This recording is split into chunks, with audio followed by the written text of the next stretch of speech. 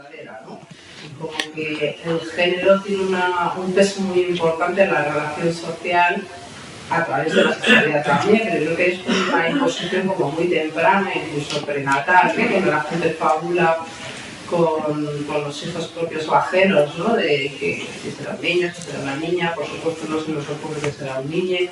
Y yo creo que ese esencialismo del género, pensar que realmente alguien es un hombre, que realmente alguien es una mujer, reifica, ¿no? Y solidifica una manera muy binarista de percibir el mundo, del que tampoco son ajenas a las personas trans. Es decir, que yo a veces me acuerdo de Mauro Cabral y de otras personas que dicen, bueno, es que les estamos pidiendo a veces a las personas trans hacer un activismo de cuestionar las normas de género que el resto de la gente no hace, ¿no? Cuando la gente dice, las personas trans reproducen las normas de género, ¿no? Los chicos son muy chicos, las chicas son muy chicas, y pues es que echa un vistazo a la calle, ¿no? Es decir, que esto es lo que nos encontramos en la calle. Quizás es injusto tener a la gente en posiciones muy minoritarias, en posiciones muy vulnerables, hacer un activismo de bandera, cuando el resto que viene sentado en muchos privilegios no se atreve a hacer eso tampoco, ¿no? En cualquier caso, yo creo que el armario sí que, o la lógica del armario,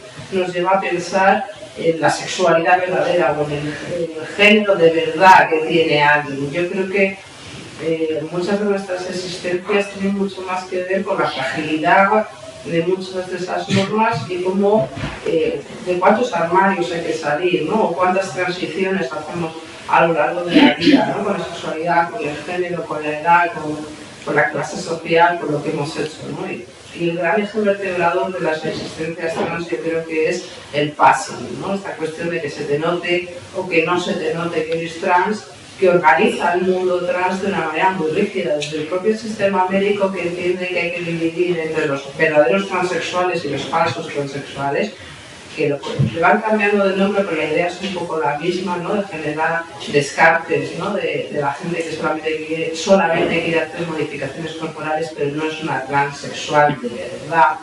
Es decir, la persona que encaja muy bien en hacer la transición de mujer a hombre o viceversa, sin ningún estado intermedio, sin ningún cuestionamiento, con una adherencia clara a la heterosexualidad y a las formas dominantes,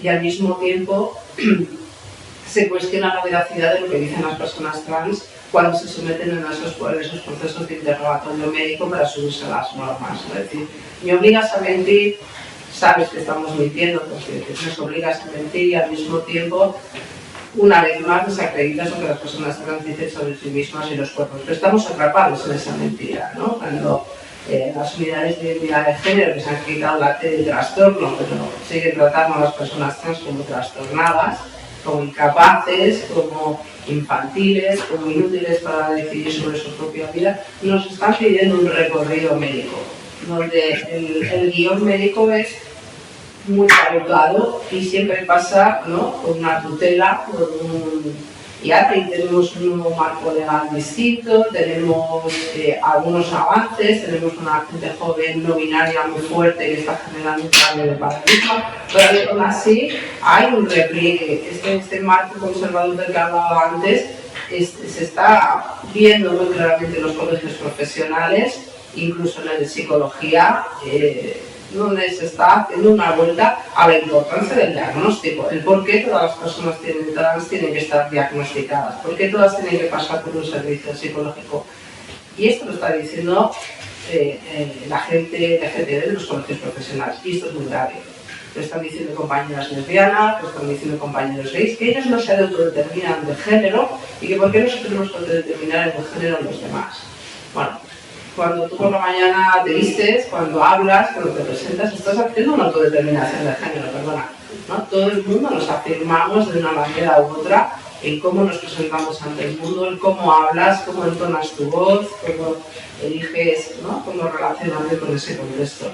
Y el passing, yo creo que está muy relacionado con el armario, porque es el armario trans, es decir, se te nota, ¿no? Y tú decías antes de una manera muy interesante, quizás la lógica del armario es solo para algunas personas, es muy occidental, es muy colonial, porque hay mucha gente trans que no tiene posibilidad de estar dentro del armario, ¿no?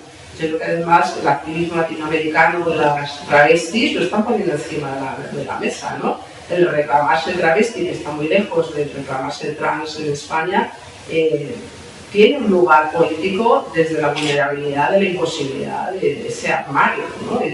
y de la prostitución como uno de los pocos lugares en los que la gente puede sobrevivir, ¿no?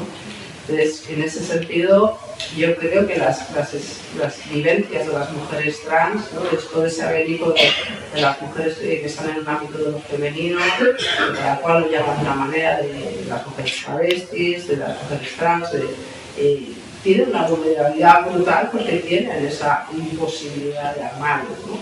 Y que genera pues, como lógicas muy distintas de quién no tiene reconocimiento, quién tiene un descanso un rato del día porque no tiene que estar hablando de lo trans constantemente. Es decir, que hay un lugar de cierto descanso, pero no tanto, porque luego tienes un secreto, ¿no? Es el secreto del armario, es decir, si eres trans, contan continuamente. Si no dices que eres trans, es más fácil relacionarte, es más fácil ligar, pero luego tienes un secreto, que cuando se desvela genera una violencia que se vuelve mortal, ¿no? Es la historia de Gran Montina, que habéis visto en una película Movies Don't Cry, pero es la vida de las mujeres trans cada día de la semana. Es decir, te subes a un chulazo a casa, ¿no? Y resulta que no se ha querido enterar que tú eres trans y después, ¿no? Pues sucede la violencia, ¿no? Es decir, que hay una tensión ahí muy fuerte, ¿no? Alrededor de esto, de revelar, el no revelar, quién, ¿no? Y en la medida que hay un paso, y en la medida que hay una posibilidad de pasar desapercibido, también hay una alejarse de un lugar político LGBT donde puedes tener otras alianzas, ¿no? Tejer otras amistades que al final se sostienen de las multitudes queer, ¿no? De esa vida posible nuestras a través de las redes de amistad que te sostienen, ¿no? Es decir, que el passing también genera una fuera, ¿no? Yo creo, de ese lugar político que yo creo que es un espacio de supervivencia para muchas de las personas que estamos aquí, ¿no? Sí, yo quería un poco aportar algo